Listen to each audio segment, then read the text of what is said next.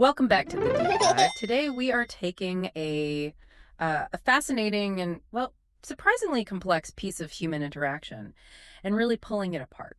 Hmm. We are deconstructing the communication architecture of that seemingly simple daily check-in. How's your day going so far? Right. The one we all do without even thinking about it. Exactly. So we've taken a deep dive into this really detailed lesson guide that's focused completely on the natural English expressions we use to respond to that question. Hmm. And our mission here isn't just to learn the phrases, but to map the underlying blueprint. We want to identify the essential categories of information you need to successfully navigate this exchange. It really is a shortcut, you know, a shortcut to understanding the unspoken rules. The hidden social contract. That's a good way to put it. The thing that dictates how we talk about our day. And what's so fascinating is that the sources, they treat this exchange like a highly structured data transfer. A data transfer. I like that. Yeah, it confirms that this friendly check-in is anything but random. It shows that you, the listener, are actually expected to provide a pretty precise conversational sequence. Okay, so what's the sequence? Well, you go from a general, sort of politely understated status to specific supporting details, and then finally, you land on a relevant emotional or experiential assessment. So the guide is basically a roadmap. It's a roadmap for maintaining social equilibrium through conversation. Exactly. All right, we need to understand that roadmap right away. Let's start at the beginning. Let's unpack the core initiator. The standard is, how's your day going so far? But the sources really emphasize that there's flexibility here, right? Based on timing and your relationship with the person. Right, it's not a one-size-fits-all question. For instance, the guide gives us what, 4 immediate variations? You might use the broader, maybe it's slightly more formal. How's everything going today? Yeah, or you could localize it based on the clock. How's your morning been?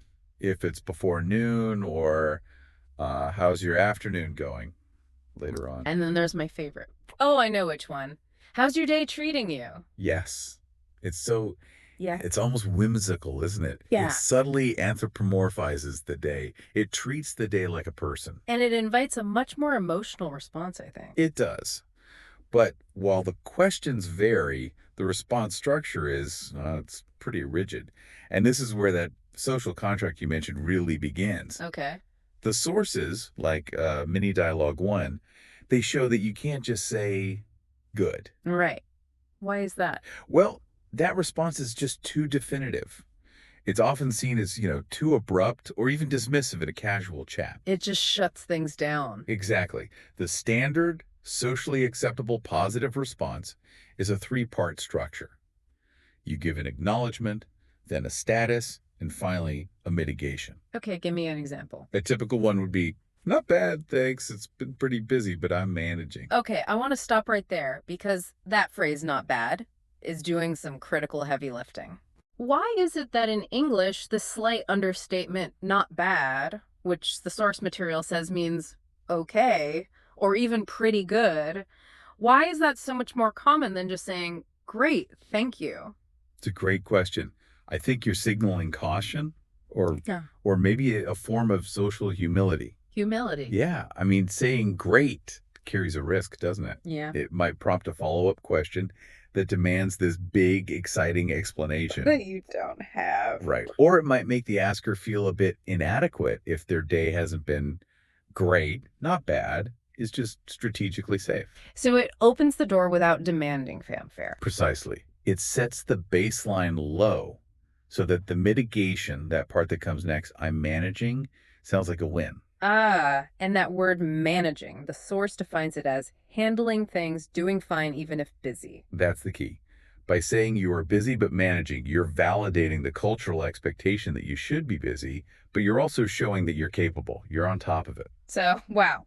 The very first response establishes that the currency of the entire conversation is productivity. It is. We pivot so quickly from feeling, are you well, to function, are you managing your workload? And the follow-up is almost always geared toward this.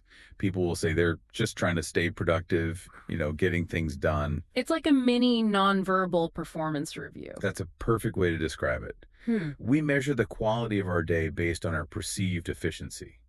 If you're managing and productive, you have successfully communicated a good day. Regardless of whether you actually, enjoyed any of it. Exactly. Yeah. And that's really the architecture of the first segment of this chat. Okay, let's move into the specifics then. Once that general status is established, we have to provide context. And the source material says this conversation usually moves into one of two areas. Context defined by time, like the morning, or context defined by activity, like work or school. Right. Let's start with time, because that often dominates more personal check-ins. The lesson guide contrasts two major types of day starts. First, you have the slow calm start. This is signaled by language that implies you're in control. Phrases like, my morning started off slow, or that really lovely one, my morning was really calm, I made breakfast, listened to some music. The fact that they use the word calm there, which means peaceful or quiet, it's not just a definition, it's a declaration of agency. Agency, what do you mean? A calm morning signals you are in control of your schedule. You woke up on time. You had the leisure to choose your activities. Right, as opposed to the other type, the hectic start. Which is the total opposite. The hectic start is where external forces dominate. You had a busy morning or you felt rushed out the door because you woke up late. And the vocabulary reflects that stress. Hectic, meaning very busy and stressful, and rushed, moving quickly because of a lack of time. And those words don't just describe your speed, they describe your state of being.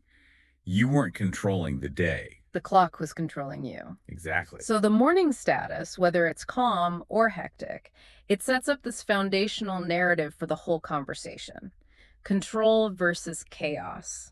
But if the check-in is happening during work hours, that context immediately shifts from time to a specific activity. This is where we start filing the official productivity report. Yes, it is. And what's fascinating about this section on work and school status is the precision of the language.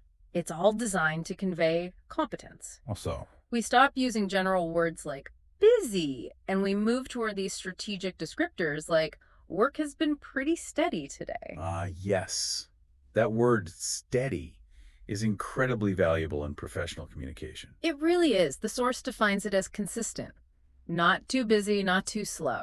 In a world that's obsessed with burnout, saying your work is steady signals that you're reliable, you're efficient, and you're operating in that perfect Goldilocks zone of workload. Not bored, but not drowning.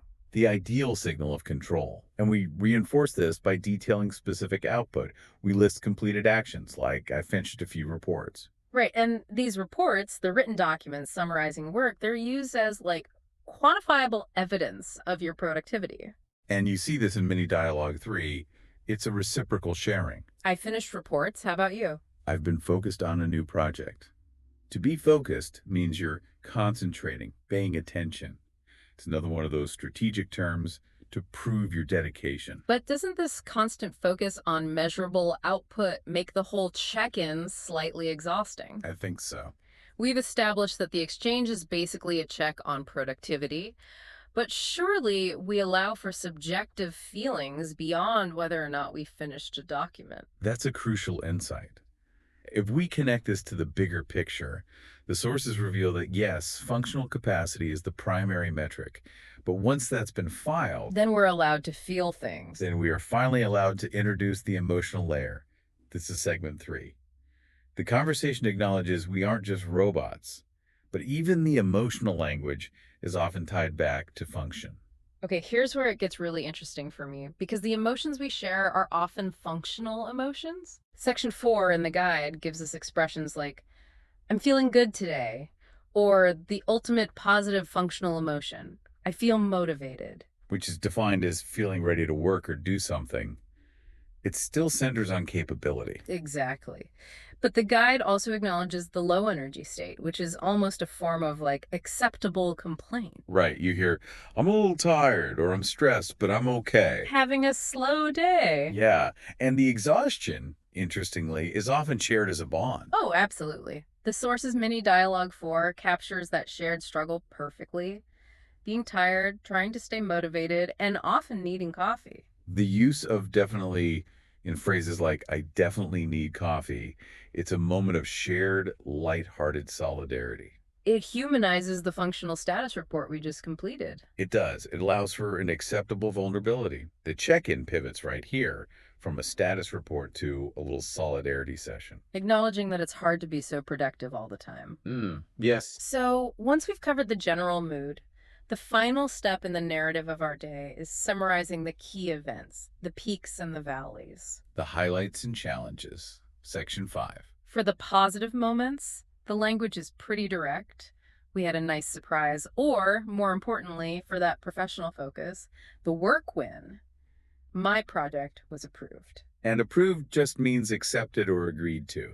These are the quantifiable good things. But then you have the challenges, and we share these difficulties, but the language usually stays pretty concise, right? Generalized. We don't get into the weeds unless we're prompted. We say things like, I faced a few challenges today, or something unexpected happened.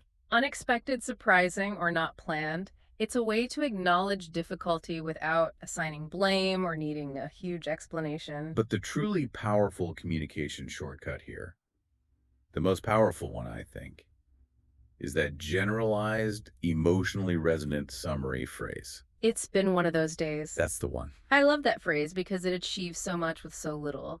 It's honest without being a burden on the other person. It summarizes frustration, small annoyances, unexpected hurdles, all in 5 simple words. It communicates a bad status without requiring the listener to take on any of the emotional baggage. It's the ultimate efficient sharing of distress. Yeah. And Mini Dialogue 5 shows it in action. The follow-up is just empathy. I hear you. I hope things turn around. It validates the feeling without demanding a resolution.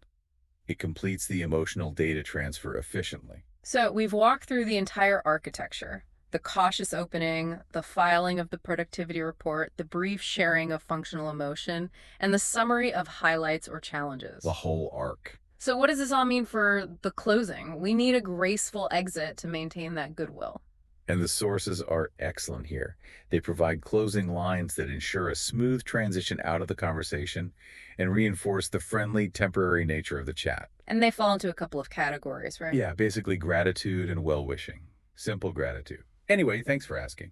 And then the well-wishing, which reinforces the relationship. Hope the rest of your day goes well. Or the smooth transition signals. Talk to you later. Or the ever-casual, catch you later. Exactly. And Mini Dialogue 6 really exemplifies that smooth transition where the conversation partner just immediately moves to well-wishing. I hope the rest of your day goes smoothly. It just completes the entire social loop. It ensures that the next time you check in, that pathway is open and friendly.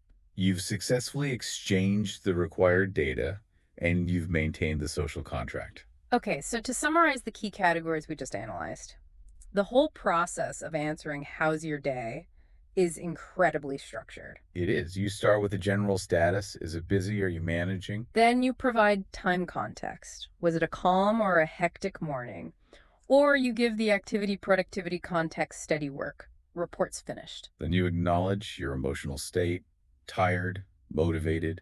And finally, you summarize with the highlights, challenges, approved projects, or unexpected problems. That's the whole blueprint. So you, the listener, you now have the full architectural blueprint. The next time you answer this simple question, you might realize you're actually submitting a pretty detailed report that follows a very precise social structure. And the source materials reflection prompts really encourage you to use this structure immediately. So this raises an important question for you, the listener, based on these categories we just reviewed. Think about your day right now. Can you describe your current workload using the words steady or hectic?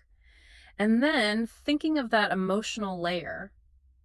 What's one thing you are currently feeling motivated to finish before the end of your day? It's a great exercise. It puts the whole structure into practice. Use the blueprint. Apply the knowledge. We'll catch you later for the next deep dive.